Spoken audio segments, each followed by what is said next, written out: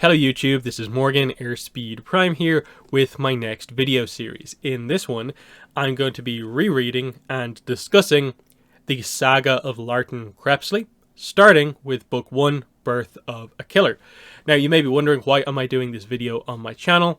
If you missed a specific video series I did 2 years ago, you probably won't be particularly clear on this. So, 2 years ago, I, again, reread and discussed the Saga of Darren Shan, a 12-book series that I read when I was younger and is one of my favourites. It was just a kind of random video series I decided to do as a bit of a passion project, and I put it up, not really thinking that this probably won't do particularly well in terms of views, but it's something I do want to do. At the end of that series, I said that, look, there are probably other book series from my childhood that I would like to review and discuss on my channel, but I'm not going to do that immediately because I didn't want to really heavily, switch sort of the direction of my channel to suddenly being, I'm reviewing all these different book series and so on. So I decided, look, I'm going to take a bit of a break. And so 2 years later, here we are, where I'm coming back to review a Darren Shan book series. So this is the prequel series to this series. That's the way it works. The main character here, Larten Crepsley, is one of the main characters here. So he's obviously the person who trains Darren in becoming a vampire. But here's where you get his full backstory himself, which is very interesting because, of course, vampires kind of age at different rates and stuff like that. So that means he's quite an old character, of course. So we're going way back here. So it's a whole different era, especially in like Larten's early life. And that's the uniqueness here, is that from the main series, we actually know quite a few things that sort of theoretically happened to Larten Crepsley in the past, but we don't know that many details about it. So there's a lot of characters and connections that you're just waiting as you go through this series for. And for me, it's one of these series that does absolutely deliver and is a very strong prequel series. So that's the situation there. And for anyone wondering, this series of 4 books instead of 12 consists of Birth of a Killer, number 1. Number 2 is Ocean of Blood. Number 3 is Palace of the Damned. And the 4th and final book is Brothers to the Death. And together they cover basically Larten Crepsley's entire life. Book 1 basically starts off with him at 10, 11, 12 years old. And by the end of book 4, I believe we basically go right into him meeting Darren and Steve for the first time. So it basically fills in everything that you want to know. So like I said, it's a proper, it covers everything style prequel, 100%. So, other than that, I suppose the main thing I want to say here is just my experience with these books sort of as they came out, because the Saga of Darren Shan ended in 2004 when Sons of Destiny released. So this book released 2004. Book 1 of the Saga of Larten Crepsley came out in 2010. Now, Darren Shan released books between then and now, in that 6-year gap. In fact, an entire 10-book series, and at the very least, one other standalone book as well. So, he's quite a prolific author in that sense. The Demonada series, by the way, is a very good series also. And if I was to do another series of books after this, I'd probably do that one. And it's something that I might consider for potentially next year or the year afterwards. We'll see how, this all goes. But anyway, so after a 6-year break, we returned to the sort of vampire universe, basically, with this. And obviously because there was a book series that I was reading at the time, I was basically just following the releases. I knew when these books were coming out, picked them up straight away, and read them straight away. And I remember, again, really liking each of the books as they happened, which I suppose leads into the idea of, I'm doing a reread here, how much do I actually remember from these? With the Saga of Darren Shan, I remembered pretty much most of the main plot beats, and it was mainly the minor details that I had to kind of refresh on going through those books.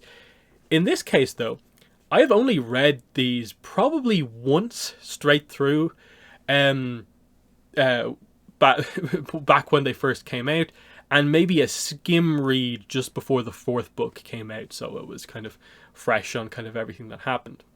But for the most part, this series is going to be my basically second time properly reading through these books. Now, that is nothing about a criticism or anything like that on these books. It's just a matter of like time, never just quite got the time to go back to them or anything like that. So it does mean I don't remember quite a lot of the minor details, and I actually don't remember quite a lot of the major plot beats that happen. I was immediately reminded of like quite a few things going through this for the first time, and quite surprised at like, oh yeah, that connection, of course, and so on. So this one's going to be almost more like I'm just kind of reading it fresh for the first time, only slightly remembering certain plot points. So I think that's pretty much everything out of the way. So let's get into the discussion. So the first book is split into 4 parts, and it's specifically noted on specific pages as being part 1, part 2, part 3, part 4. And it's as the book goes between these parts, this is where we get our sort of time skips through various parts of Larten Crepsley's life. So the first part of the book is him at about 12 years old, I think. And this covers basically, he catches us up on what's his life been for this entire 12 years leading up to this sort of inciting incident that actually starts his trajectory down the path of becoming a vampire assistant.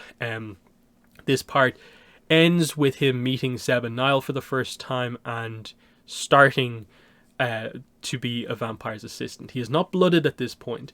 And as we go into part 2, which is set about 5 years later, he is still not yet blooded. And in this section of the book, it's quite interesting that there's only a few scenes, and that the way the book kind of ends up being structured is that it doesn't feel the need to overly fill you in on a lot of the sort of world building of this specific universe that includes vampires. It will give you the basics, but I do feel it to some extent does rely on you having read the first series like ahead of time. I don't think it's like particularly like a problem or anything like that. I kind of prefer in a way that it takes that approach. This way it can just sort of focus on basically the greatest hits of Larten Crepsley's life, and it doesn't need to, in a way, repeat itself, covering like effectively this is how vampires work in this world, when we more or less know all of that from the previous series. Similarly, like what seemingly quite big things, like say the moment Larten is blooded, you don't see, because of course that gets discussed quite heavily, and we have whole scenes of bloodings happening in the Saga of Darren Shan. So there's no need to cover that. Instead, it can just be a little brief mention of it happening.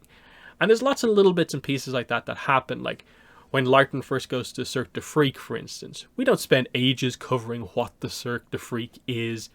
You know what it is. Instead, it's like, let's get straight to what you're here for with the Cirque du Freak in this era, which is you want to see Larten being there, how he interacts with the performers, and notably, what performers are actually around during this entirely different era. Because this is a big thing.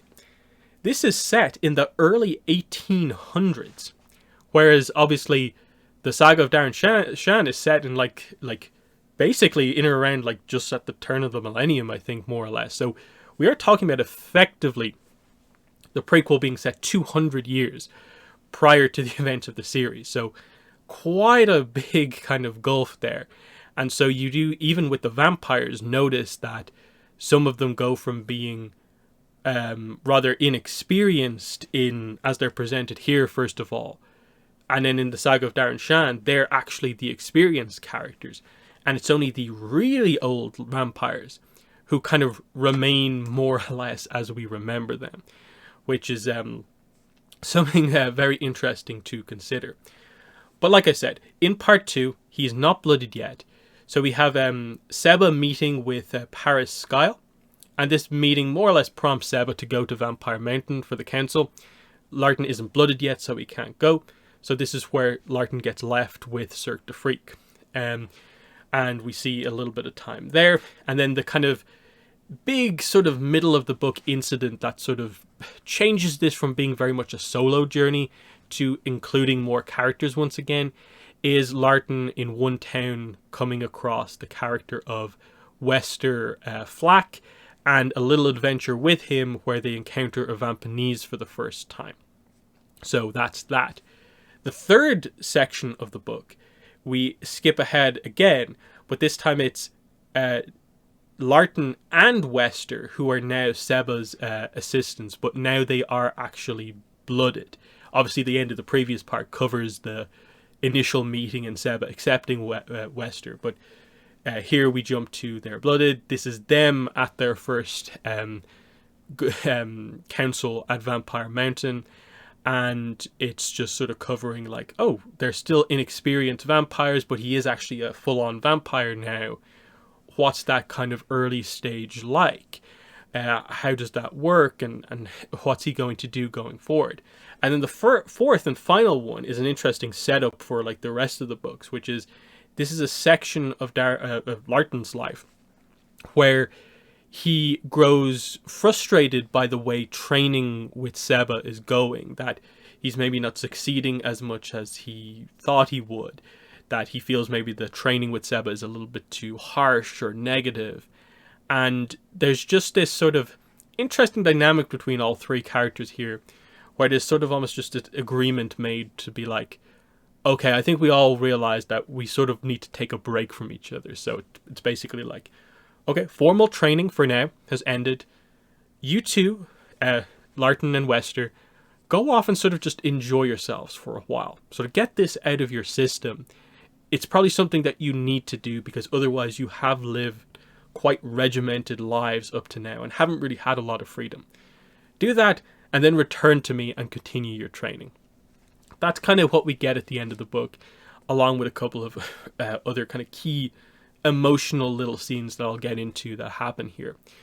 And so the book ends with, Seba parting ways with Larten and Wester, and those two becoming basically cubs and more or less joining this other vampire, Tanis Yule, on this seemingly sort of like self-indulgent sort of joyride for the next kind of who knows how long, where it's kind of all about alcohol and women for a while, and we're going to see what happens here.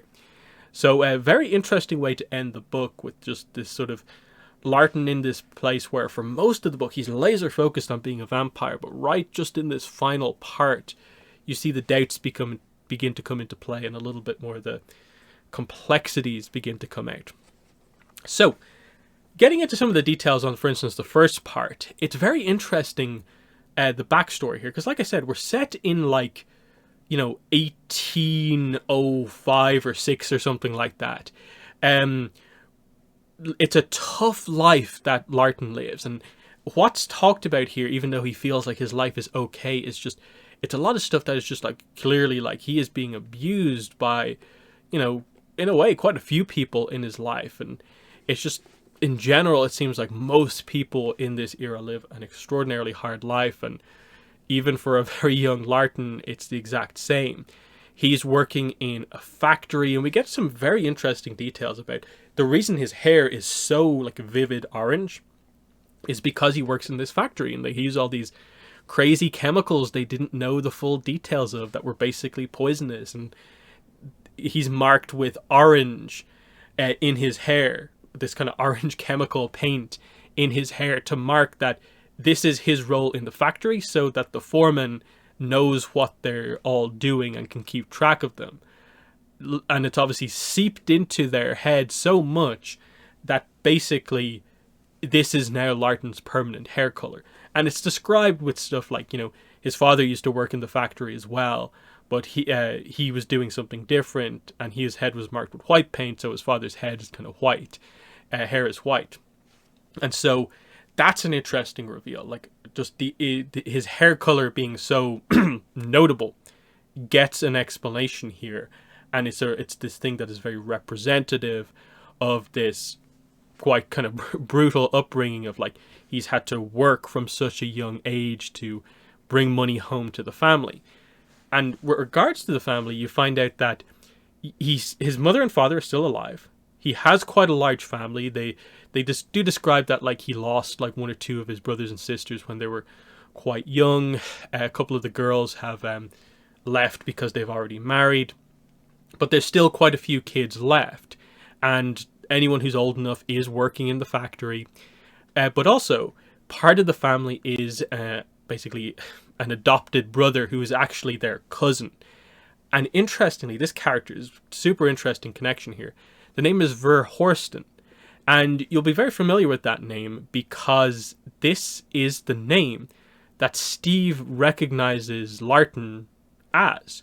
He brings up like this book and points out that like, hey, this is painting of you and this woman. I think that's the details of it. And you are going by the name Ver Horsten here, and it's from like 100 and something years ago. And this is how Steve recognizes that this performer in Cirque du Freak is one and the same. So you get this connection straight away that at some point in these books, I guess, we are going to get a moment where Larten goes by the name of his adopted brother to, you know, blend in with the humans. So that's a really interesting kind of point here. And they do establish that Ver is this very important person to Larten, more so than any other member of his family. Because I guess things are so harsh in this era that so much focus is just placed on, you've got to work. If you don't work, you don't make enough money, you don't get any food. That it's almost this situation of like, he doesn't almost get enough time with his father. His mother is quite strict to keep the family running. And he doesn't even feel that much of a connection to his like actual kind of blood-related siblings. So him being almost asked to look after Ver is orphaned and kind of has to join their family, that's what creates a true bond for Larten. And this is the most important family dynamic that he actually has. And so these two work together in the factory. Larten looks out for Ver. And we get this cool dynamic where Larten is sort of has the street smarts, whereas Ver is more of the kind of book smarts overall, and he's actually really, really intelligent. And in so many ways, it's sort of like he could thrive in a different environment, but he's unfortunately has to be wasted working in this silk factory, which just has, again, these brutal conditions where like they have to put their hands into like boiling water to hold these silk cocoons under the water so that they soften up the right amount. And you get introduced to this their foreman's name is Trav, and he's a brutal man, and it's this very brutal just like first start to the first section of the book, where you could say it's a bit over the top, the presentation of this character, but obviously for this style of book, and I suppose the audience it's aimed at, I think it works and it doesn't go overboard, because it feels like it's somewhat realistic of this setting, and something along this line sort of could happen. And it's just the idea that effectively they are used to being treated very, very poorly. They describe that the conditions are so bad that they sort of expect kids to just randomly die because just conditions are so poor in terms of hygiene. The fact that they're asked to do stuff around such difficult chemicals and stuff like that. The medical levels are nowhere near where they need to be, and so on. Everyone's pretty poor. People do just die, and it's like Larten and Ver are just about getting by. But it is noted that the foreman does tend to pick on Ver. And otherwise things seem like they're going okay. Like it's this unfortunate thing where like they accept that like they're doing okay, even though it's crazy what's actually happening to them. And the inciting event of this whole book is just that one day the foreman is just a bit more annoyed than usual. The owners come round, so he's more on edge. Maybe he was just given out to for something that happened, and he takes that out on Ver once again. And this is the day that Ver sort of tries to kind of defend himself like a little bit. And this just, you know, accelerates this situation, lights the match, and just things, you know, go up in flames. And so it's this crazy incident that ends with Trav killing Ver. And then Larten, in a rage at what happened here, killing Trav. And the details of this are quite brutal in that he just dunks, Trav dunks Ver, like by his legs into the vat of boiling water, basically. And he basically drowns in boiling water. It's crazy what happens. And, Larten tries to pull him out, but it is this tragic thing that Ver has died. And so they set up perfectly the idea of, like, it's called Birth of a Killer. This is the moment where Larten becomes a killer for the first time. And it is a situation where you are you understand what happens here. It's just in the same way that Trav loses it, to some degree, Larten loses it as well. And that he describes it as like, he picked something up off the ground. He didn't know what it was, just that it was something that could do damage, and just stabs him in the neck with it, and the guy bleeds out. And immediately after that, it's just this kind of realization of, like, he kind of feels his life is over, because he is just this child worker in this factory, and he has killed this relatively important person, the foreman of the factory. And even though to any reasonable person, this is self-defense on Larten's part, basically, because of what just happened, he knows it's never going to be viewed that way. And so he kind of realizes that, like, with Ver gone, will my family even care enough to look for me or try to defend me? If I go back, in a way, will I involve them in this? Is it better for me to just go off on my own? And that's what he sort of decides to do. He sort of just realizes that I just need to get out of here so I'm not caught and basically hanged for what happened here. And that's the kind of real tragedy of that, and that this snap decision, which seems reasonable the way it's described in the first chapter, comes back later on in the book in a very interesting way when it comes to sort of, very specifically, it is not really addressed how close Larten was to his family as such. So we'll get to that a little bit later on. But so he runs away, and there's this sort of assumption from everyone else in the town that, like, oh, someone else will call, the authorities to go after this murderer, this child murderer, Larten. And so he gets a bit of head start just because everyone assumes someone else will do something. So he goes off running. He knows his way through the town quite well, and he realizes the only place he can really go that won't be suspicious is the graveyard. And he tries to hang out in one of the sort of tombs that's sort of enclosed for shelter. And so this is where he has his first meeting with Seba. And it's interesting because the way the meeting happens is that he just starts eating cobwebs because he is so hungry. That's all he can find to eat. And Seba's just like, are those a delicacy from where you're from? Which is interesting given that those two and Darren go on to be the main sort of like spider connection characters. And here's Larten eating a cobweb, basically.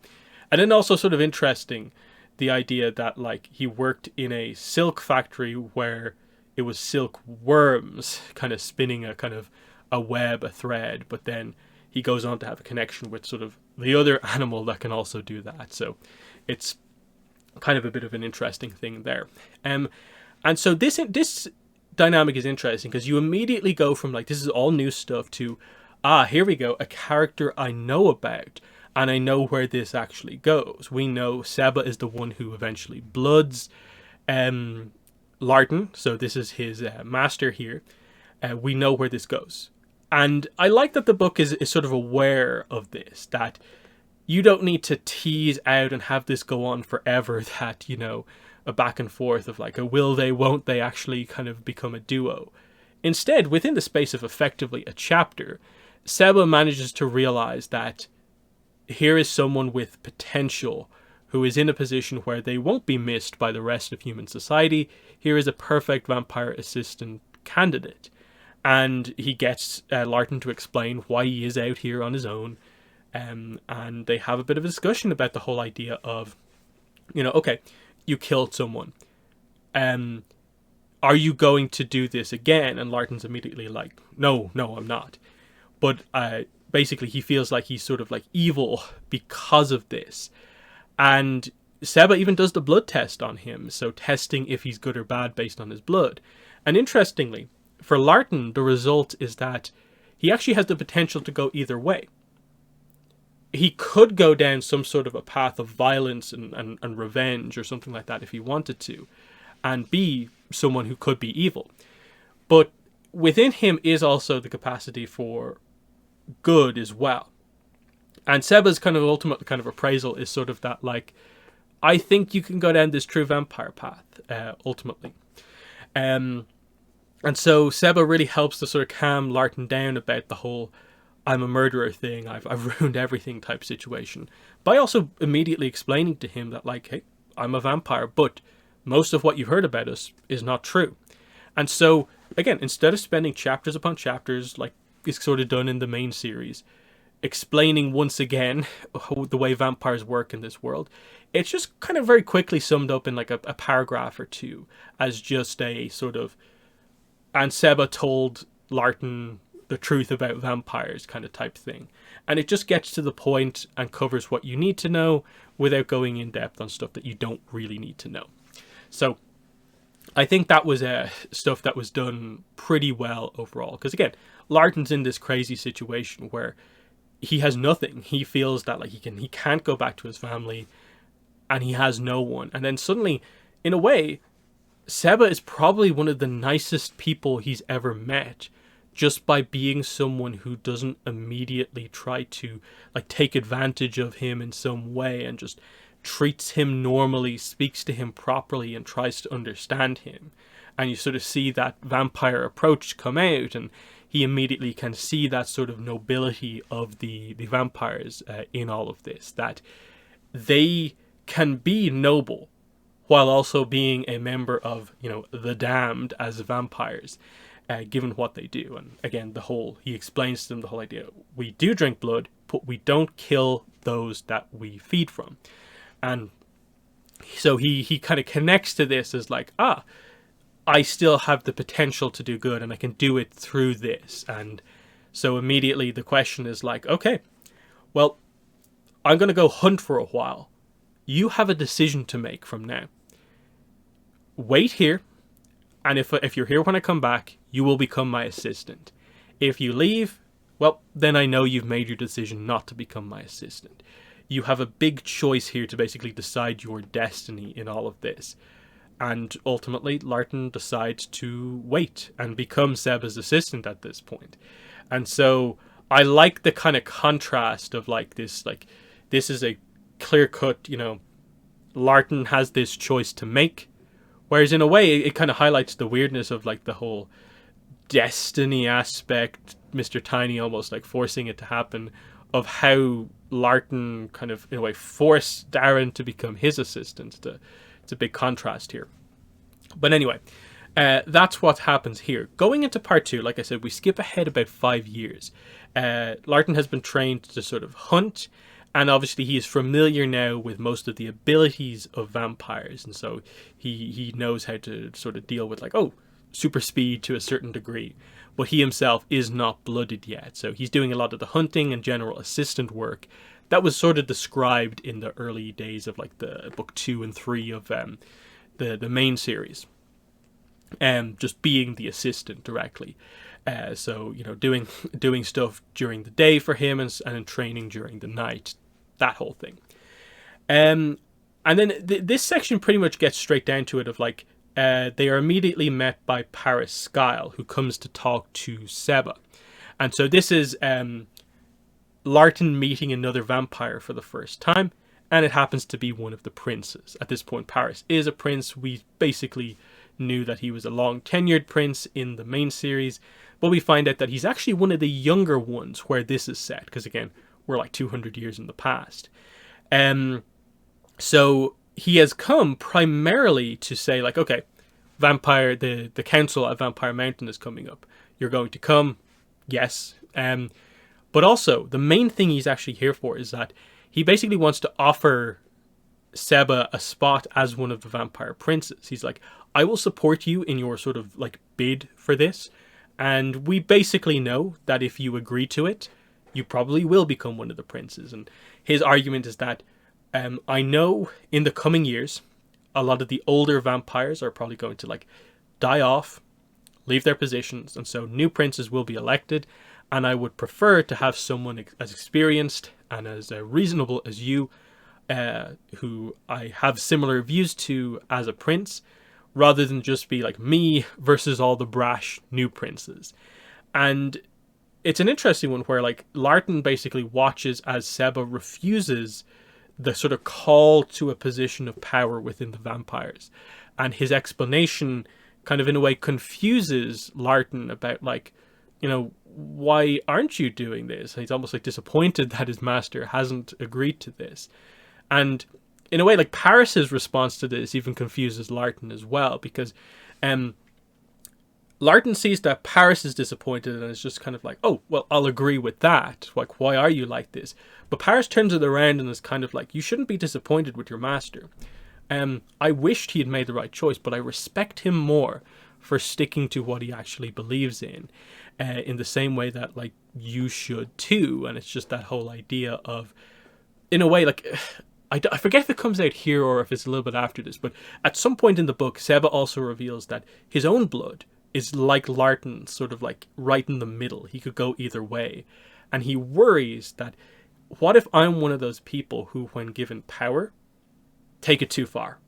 And that's the kind of slight fear he has about that even though he is quite reasonable and has high potential to be a good leader, he just worries that if he's given that power, it might be something that goes too far. And he's, for the most part, fine being in the position that he is in. And Larten sort of learns a little bit of a lesson here that you can sort of tell he takes going forward, in that his quest is still to become a vampire general, but it doesn't really seem like becoming a prince is necessarily anything that's on his radar. And even going into like the main series, it also isn't something that particularly comes up, even though he ends up sort of in a kind of pseudo prince position with how he sort of helps and assists Darren as a prince. So this is where the first sort of like separation of the two happens. This one is just because Larten isn't blooded, so he won't make the trip to Vampire Mountain. It's too brutal for him, not having any of the vampire powers. So he goes to the council and he leaves Larten with Mr. Tall and Cirque du Freak. And so, again, this is another example of the book just being jump straight into it. Like, there's no, we travel for a little bit, we arrive at the Cirque du Freak, we walk in, we meet each character one by one. Instead, it's just turn the page, next chapter. Larten had been with the Cirque du Freak for 6 weeks, and here he is witnessing their latest show. And it's just that assumption of like, you know what Cirque du Freak is, you know who Mr. Tall is. What you want to know about is, who are the performers from 200 years ago, basically. Because obviously, none of the performers who we see in the main series are around here at all. So, who are they here? So you have one character whose skin is immune to like heat and fire, so he can set himself on fire with no problems. You have someone who's an actual sort of magical ventriloquist, where he can sort of just look at someone and make them say whatever he wants them to say in their own voice. So it's a kind of interesting power. You have this woman who has a lot of tattoos, but when you look at them, they change to reflect like your deepest secret or desire or something like that. So it's a kind of weird fortune-telling power that can reveal things that you don't want revealed. And then they cover a lot of the other stuff. Like, they also have just general good performers, as we knew about from before, like a magician and so on. And so this is where you get the explanation of a lot of how Larten learns some of his like sort of stagecraft skills, which is from this magician woman. And she basically is like super impressed with Larten and how quickly he learns all like the card tricks, the escape acts and stuff like that. So this is where, you sort of see the gradual kind of how he becomes the performer that we see in the main series, where like he doesn't have, of course, Madame Octa yet or that whole thing, but he was capable of doing quite a bit extra. And this is obviously before he has any of the vampire skills as well. So highlighting that just he's, quite, dexterous already. So that's all kind of cool here. In this section before like the big, more serious plot here kicks in, I would say the main important scene is actually when Mr. Crepsley goes to talk to Mr. Tall. Now they do establish that he's had quite a few of these long interactions with Mr. Tall, because you do have to set up that those two are long friends by the time the main series comes around. Here the kind of reveal is more that Seba is actually also a close friend of Mr. Tall.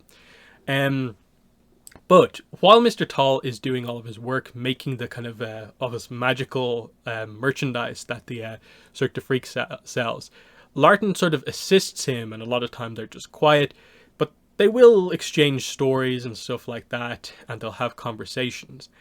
And we eventually come around to basically Mr. Tall asking the idea of like, you're waiting for your master to return, you really want to be like blooded basically, don't you? And then he just asks him like, why do you so heavily want to become a vampire? And so we get the idea of Mr. Tall basically presents the idea. I think you're thriving here. I think you would be an incredible performer. If you just stayed here, you would have a perfectly fine life traveling with the Cirque du Freak, being a performer here. Why do you now still want to become a vampire? Surely what you're doing now is better than this theoretical dream you had before you even become a vampire at all. And Larten kind of is, he says a few things, and Mr. Tall is kind of like, sure, like that's what your master would say, or like, yeah, that's fine. But it's not really the true answer, is it? Why do you want to do this? And so ultimately when pressed, he's kind of like, well, I don't really know. I kind of just do. And Mr. Tall, instead of being like, how don't you know? Or more of it being the setup of like, he can't put into words what it is. Mr. Tall is kind of like, I see. The threads of destiny are kind of like pulling you. And so immediately it's that mention, like anytime the word destiny comes up in a Darren Shan book, basically, you immediately think of Desmond Tiny, Destiny, Mr. Destiny. And so that this is Mr. Tall, I suppose, recognizing that, this is like one of those instances where, in a way, Mr. Tiny has sort of put it in Larten's head that this is the thing he wants above all else, even though he doesn't really know himself. And it's just one of those moments that, like was explained in book 12, one of these subtle little things he does to gradually move things in the direction that he wants. Because I think it was explained that Des Tiny can't really just do something crazy and fundamentally change history just from one thing. He has to do it small steps at a time. And here seems to be one of those steps. But anyway, after this, they're just kind of, the Cirque is just at their kind of camp hanging out near some towns. And Larten just goes off for a walk to one of the towns. And he sees something happening at this church. There's a lot of people, a lot of chaos going on. People are scared. He goes over, and inside he finds that a couple of people have been killed. It looks like a whole family.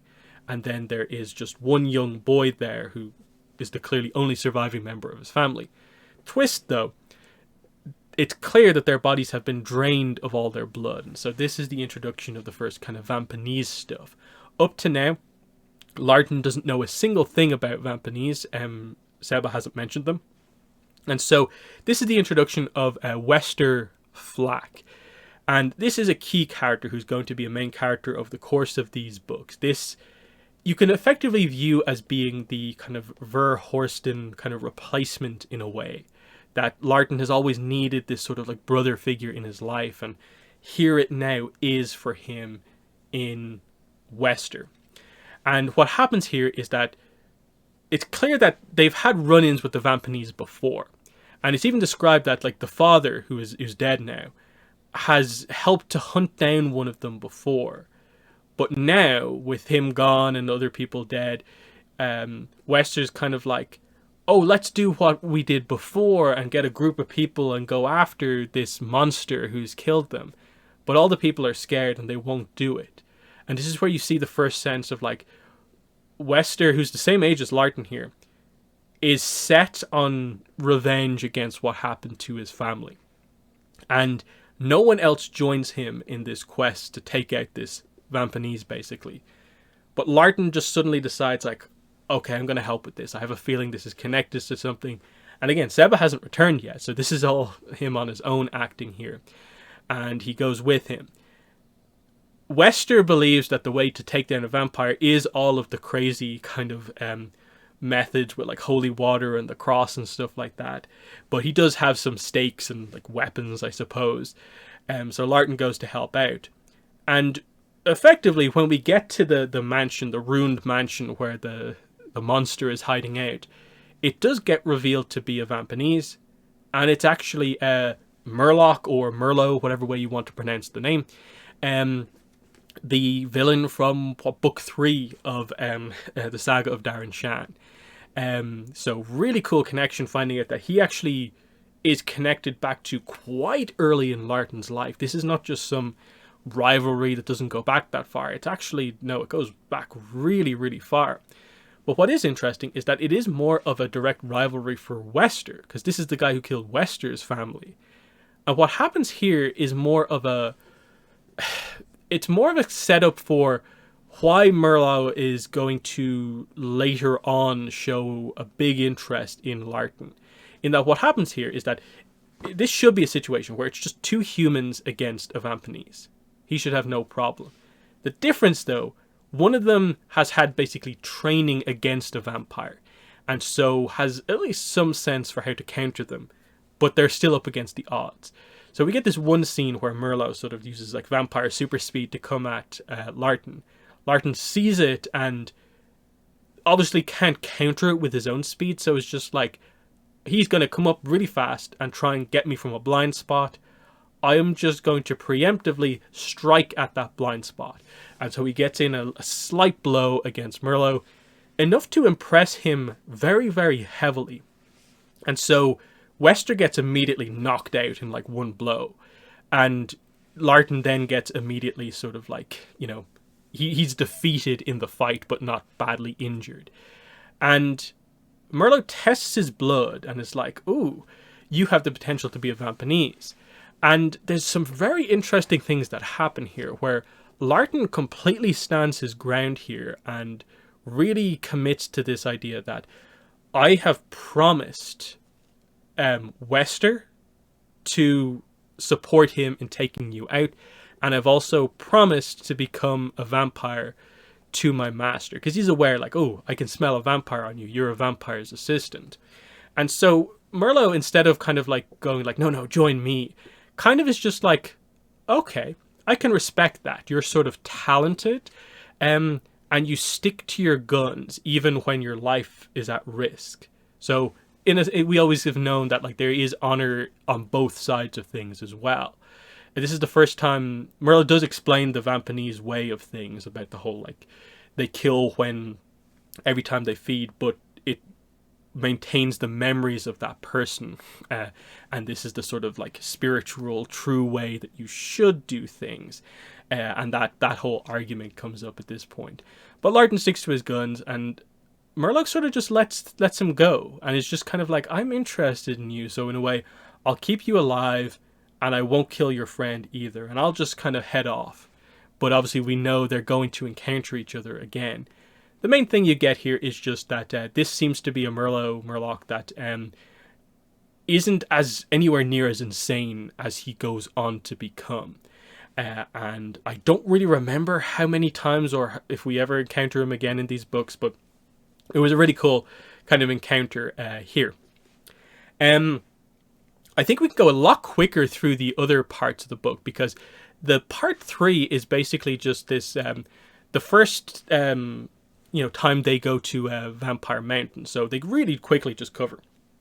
Larten was blooded at 18. 5 years later, he was like half-blooded, and then fully blooded at like 23. And so he basically has been more or less a full vampire for a couple of years now. So him and Wester are both vampires at this point. The scene where, last bit on part 2, the scene where after this, Seba returns, I suppose, and Larten kind of introduces Seba to Wester. It's maybe the one part in the book where I think I would have liked to spend a little bit more time on. Whereas it feels like, oh, Wester's also now an orphan, so he's free, so he can join us. And it's just as simple as that. I would have preferred it to be a little bit more of a kind of insight into it. You again get the blood test, and you find out that Wester's blood is actually purer than Larten's blood. But Seba does immediately see that Wester is obsessed with getting revenge against the Vampanese. And mainly what this revolves around is like, sort of like, tell me truthfully, if you become a vampire, is the only thing you will set out to accomplish, will it be getting revenge against the Vampanese? And Wester answers kind of honestly that, like, yes, it is something I want, but it isn't everything. I also have learned that there is a nobility to being part of a vampire. Now that I've lost my family, I think there is a family within kind of vampires, you know, with Larten, with you, that I also do want to be a part of. So he also does truly value the community aspect, but the revenge is still there. And so Seba sees enough in this to be like, okay, you will be my assistant too. And it's just kind of as simple as that. They skip past a lot of the, I suppose, general vampire training stuff, because we've sort of seen the general idea of that before. So we get to the meeting, the big vampire council meeting, their first time there. And we see that Larten's a bit more of a loner. He doesn't really know what to do there, whereas Wester actually kind of integrates more directly into vampire culture kind of quicker. He's talking to everyone all over the place, whereas Larten doesn't even know where to start. So you see a little bit of the contrast between the two of them there, but they're still very, very close, of course. You get the sort of like ceremonies being opened. A lot of references to characters at this point. Like, we're very briefly introduced to Vansha at this point in his life. I think you get some mention of Mika. I think Mika gets a mention here at some point. But again, you get the idea that Paris is like the second youngest prince at this point. You get the names of a bunch of the older ones. One of them is described as being like basically nearly 1,000. But they quite quickly get the ceremonies underway. And as we know, when they start the ceremonies, it's basically just a big riot. Everyone starts fighting and challenging everyone. And of course, they want to pick on the rookies. So this is the kind of the start of this arc for the kind of second half of the book, which is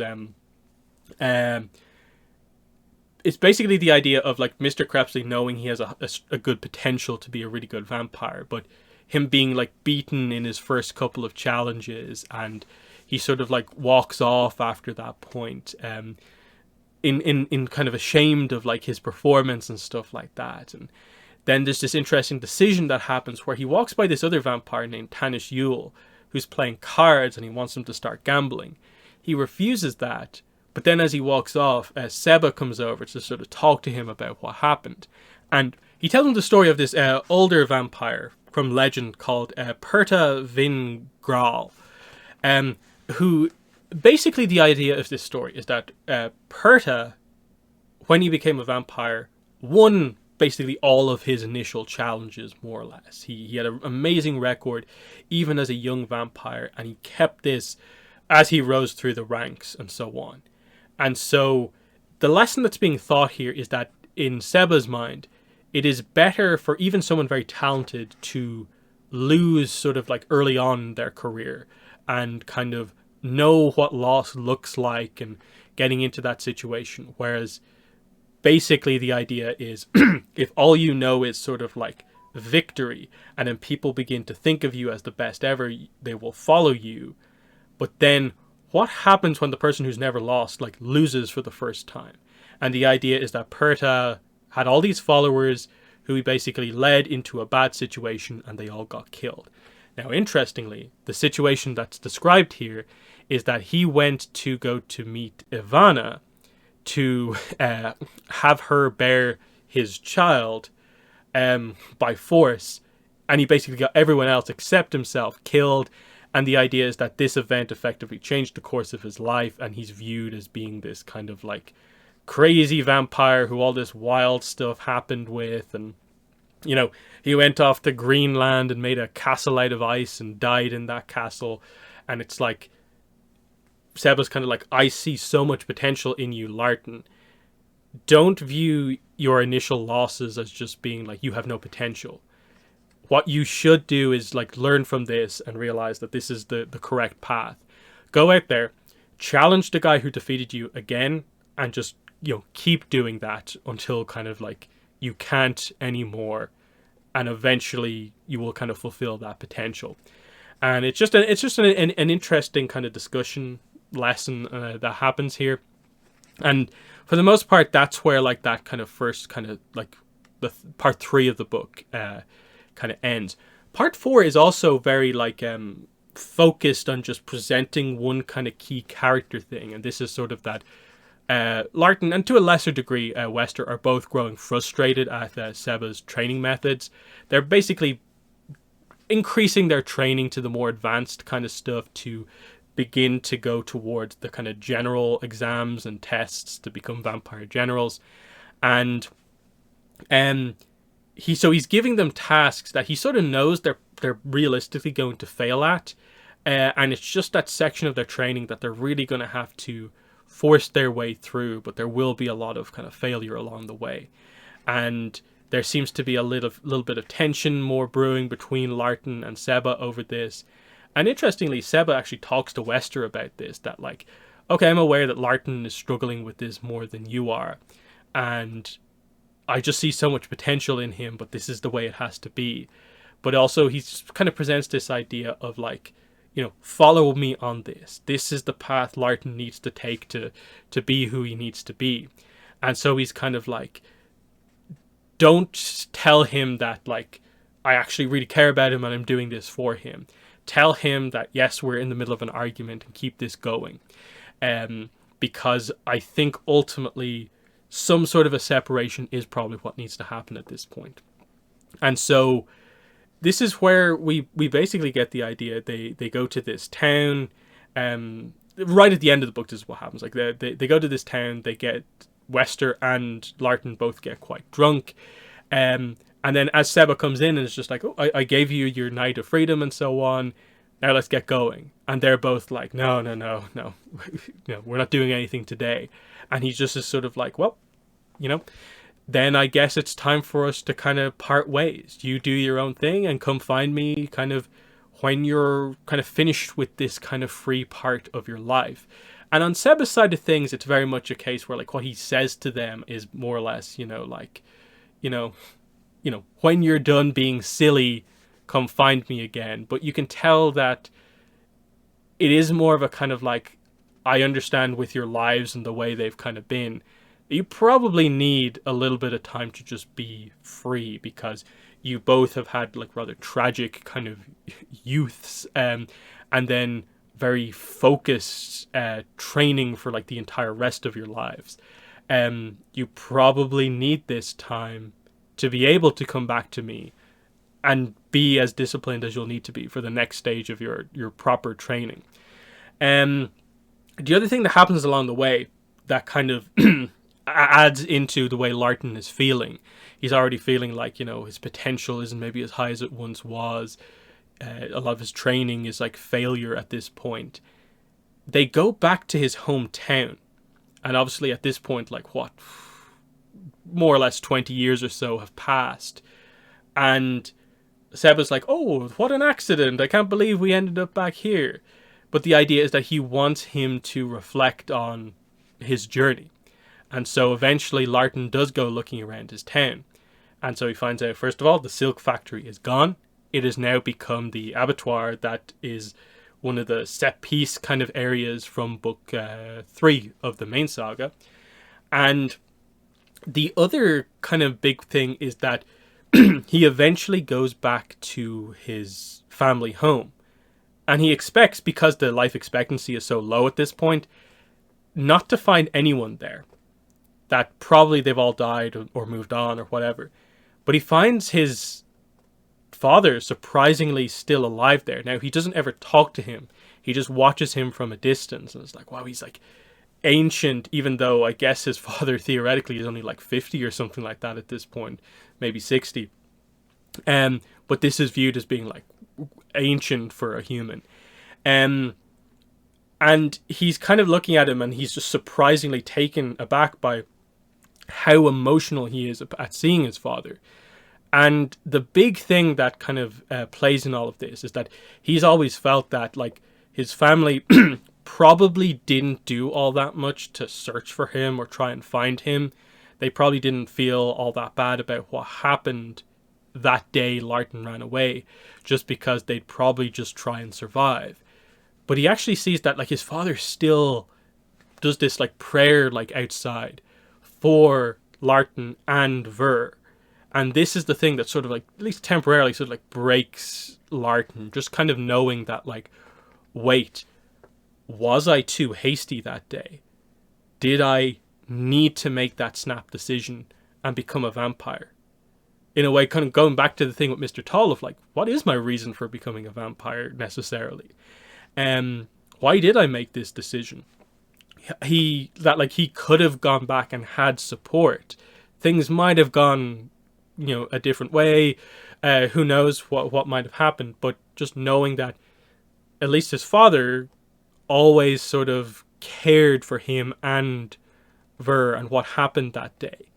And that's such an interesting thing to do because, like I said, at the start of the book, they barely mention really the way Larten necessarily feels about his parents. Like, they say that, like, his father would always do what he could for the family, but, it's not mentioned all that much. That the mother was strict, but ultimately did care for them. But that Ver was the one, Larten, it was the main focus for him on. So this is a big one because this suddenly adds up to like Larten suddenly in a way loses his drive to be the vampire general at this point. And so Seba, having already more or less in the background decided that we need to spend some time apart before the training resumes, it is what Larten actually needs. And more or less Larten has kind of been like, okay, Wester, you go with him too, to kind of help him through this as well. So this is where the vampire Tannish Yule comes up again, the gambling guy, and they go with him. He's the one who gets them drunk. That leads to the sort of like almost acting from Seba as if it's this true like, going separate ways type dramatic moment. And he's sort of suspicious of kind of Yule, of just like, okay, don't go too far, don't go too crazy with these people, but you need to spend some time, as they're called here, cubs, with him. And so it's all about kind of gambling, drinking, women, and stuff like that. And right at the end of the book, you see like Larten is sort of like, oh, I could actually enjoy this, because he starts doing some of the card tricks, getting into the gambling a little bit, and he's like, oh, I might be able to actually have some fun, and sort of the smile maybe begins to come back for the first time in quite a while. But then right at the end of the book, it's revealed that sort of like in the room with Tannish and Larten and so on, right in the corner, is Mr. Tiny, watching. And he basically is like, I was watching Tannish thinking that like he would lead to something interesting happening. But I'm now going to switch my attention to Larten Crepsley. He seems very interesting. I'm going to follow your career with much interest type thing. So very cool reveal, having only had like relatively small references to Desmond Tiny previously in this book. Got one mention at Vampire Mountain. Mr. Tall basically alluded to him, and then right here at the end we actually see him in action. That like, oh yeah, he focused on, of course, Darren, Steve, but he also manipulated like a lot of the other characters like Larten and so on. That again, what was with, in a way, Larten's weird decision to oddly pursue Darren in the way he did, having dismissed Steve so heavily. It's because of that sort of push from Mr. Tiny, and this is where he saw the potential in Larten, first of all. So, interesting stuff overall here. An interesting setup. I think it probably is going to, again, I don't remember much of what happens. I remember little bits and details, but I think it's ultimately probably for the best in the story that I think Seba is separated from the two. in that like having their mentor with them does focus their story probably too much directly on their training. So it's going to be like, okay, let's see what they do on their own, having freedom for the first time in their lives, basically. What troubles do they get into? And then what is ultimately going to bring them back to want to go after Seba, to resume their training? That's kind of a key point. So I like the setup at the end here where you don't exactly know what the plot's going to be in the next book, because they're just seemingly partying with this kind of self-indulgent vampire who's their new best friend. But they don't exactly know what they want to do. That's actually a very interesting way to end the book in my mind. So, that's basically the end of the video. In the comments, let me know what your thoughts were on this first one. I suspect the next couple of videos won't be as long as this one. There was a lot of introductory stuff to do, I think, on this one. Whereas we can jump into book 2 and just get straight into the content next time out. So other videos will be shorter than this one. I just wanted to spend quite a bit of time with the setup stuff here. New series, getting into things. So let me know what your thoughts are on this book if you have read it before in the comments. But otherwise, that's been the video. Thanks for watching, and bye.